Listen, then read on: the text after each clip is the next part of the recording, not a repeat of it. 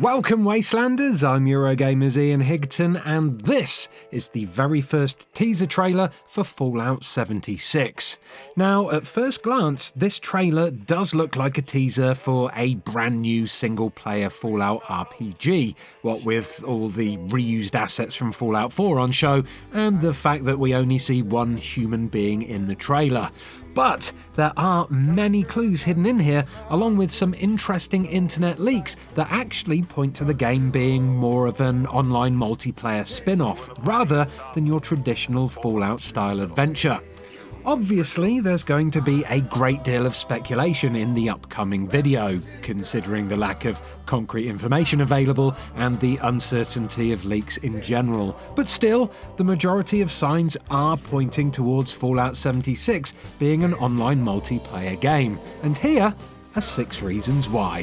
In Vault 76, our future begins.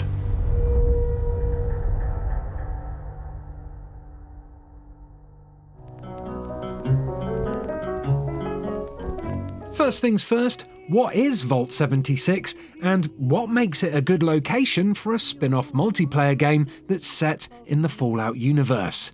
Well, according to the Fallout Wiki, Vault 76 is one of 17 known control vaults. One of the main themes of the Fallout games is exploring experimental vaults and seeing what terrible things the Overseers, either knowingly or not, did to the inhabitants during their time underground. The control vaults then are baseline tests, where the inhabitants are free to wait out their time in the vaults with no nasty experiments being used to mess with their heads. That way, scientists in the future would have a way to understand the extent of the damage done to all the unlucky vault dwellers who were shut inside the experimentals. This emphasis on fresh-faced survivors would give players a great starting point when it comes to customizing their characters, and it would also put everyone on a similar footing when they start. Think of it a bit like Rust or DayZ, where people start with nothing at all and have to explore the world for supplies and weapons. Except here, vault dwellers would almost certainly start with a signature vault suit and their very own Pip-Boy.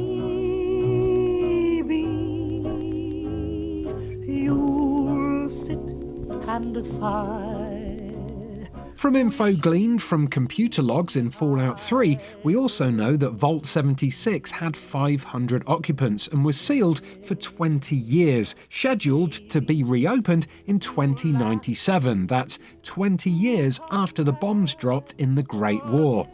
We also know the vault's approximate location thanks to the song Country Roads featuring in the trailer. Country Roads references West Virginia, and for those of you unfamiliar with American geography, it's worth pointing out that Virginia and West Virginia are 2 separate states. One anonymous leaker on the internet, who gave the name Fallout 76 before the official teaser was released, boasted that they had heard that the game map would be set alongside an interstate highway. If that's true, then I-81 would make the most sense. I-81 runs almost parallel to the border of both Virginia and West Virginia, so chances are the vault will be located somewhere in the middle of those. If that's the case, this could create some kind of border wall that different player factions have to fight over, a tug-of-war of sorts as the survivors try to establish new state boundaries amongst the rubble of the old world. Maybe the one who will. Of course, not all multiplayer games have to be about killing each other. Perhaps Fallout 76 will have more of an MMO vibe, similar to something like Destiny, where you work together to take on PvE missions with a central hub world where you buy and sell items. You see, going by the date on this Pip-Boy, the game is set 25 years after the Great War, which is 5 years after Vault 76 was scheduled to open. As we can see from the confetti in the atrium here, there's been a big Reclamation Day party recently, something which presumably happens once a year on the anniversary of the vault doors opening. Reclamation is, of course, the process of claiming something back, or, more specifically in this case, the cultivation of wasteland. Therefore, it makes perfect sense that the inhabitants of Vault 76 would have gone out into the wasteland to create settlements and rebuild the world. And that's where we come in. What if this is a Fallout game where every single person you meet isn't an NPC, but is actually a real person, where settlements and shops are run by actual people? Imagine a game where you emerge from Vault 76 with nothing, but can then meet up with friends in order to build communities. From there you could do raids to scavenge items for trade with other settlements, or even perhaps go to war with them. Maybe you could strive for peace and prosperity amongst the rubble, or perhaps you'd be happy strapping on some spiky armour and becoming some of the first raiders to ever roam the radioactive wastes. These types of things will all be on the cards if Fallout 76 goes down the MMO route, and to be honest, a living, breathing, ever-changing Fallout world does sound pretty awesome.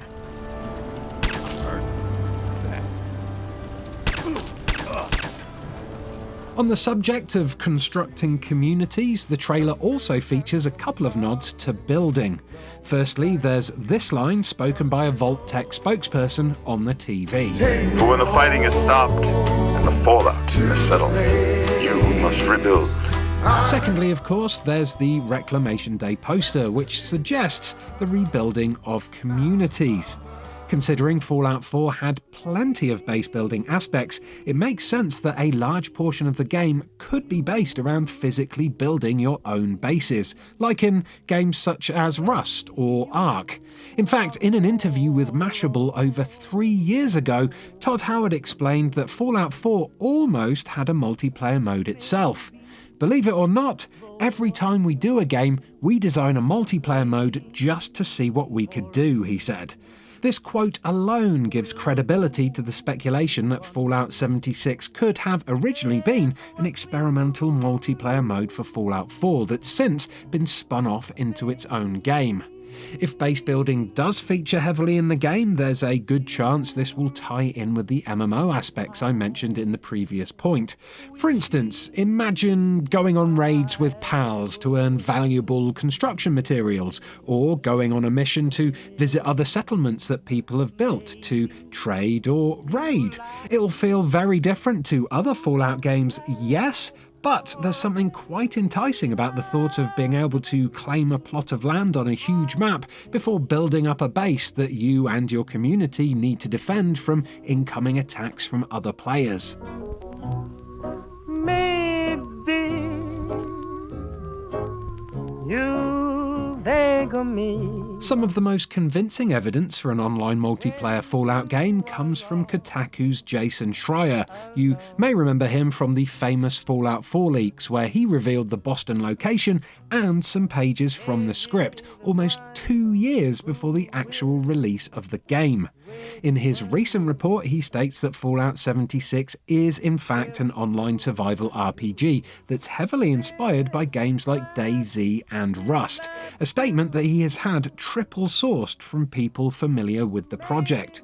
Triple sourcing, by the way, is very important. It means he's not just leapt on a single rumour from a single person, but has in fact heard confirming statements from 3 different people.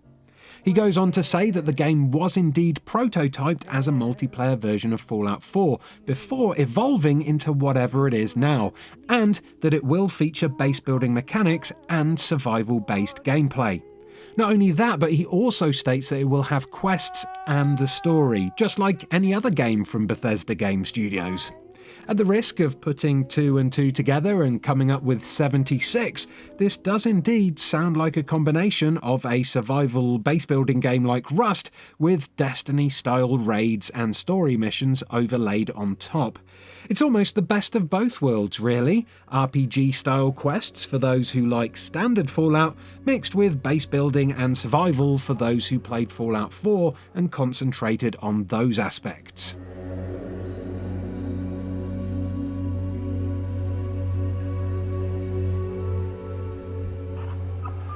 And finally, just to add another bit of speculation to the speculation pot, there is absolutely nothing stopping Bethesda from trying to make a Fallout MMO, or some other kind of online Fallout game if they want.